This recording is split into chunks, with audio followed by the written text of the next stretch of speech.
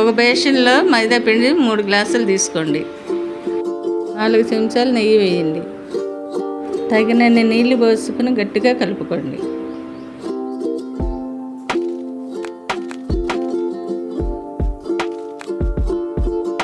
చిన్నగా ఉండలు కట్టుకోవాలి. చేతితో గవ్వలు ఇలా చేసుకోవాలి.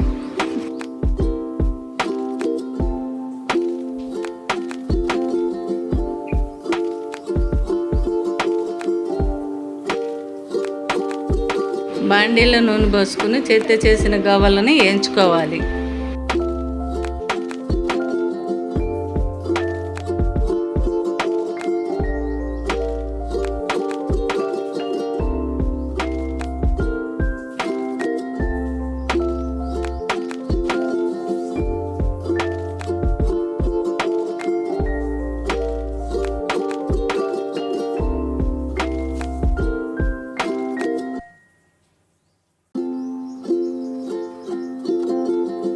ఇలా ఎర్రగా వేయించుకొని ఒక పక్కన పెట్టుకోండి.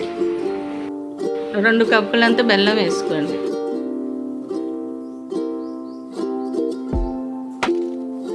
సగం గ్లాసుడు నీళ్ళు పోసుకోండి.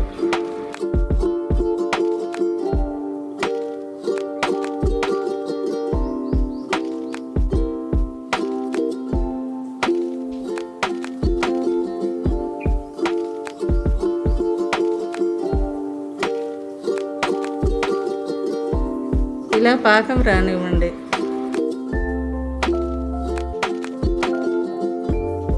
గవ్వల్లో పాకం పోసి కలపండి.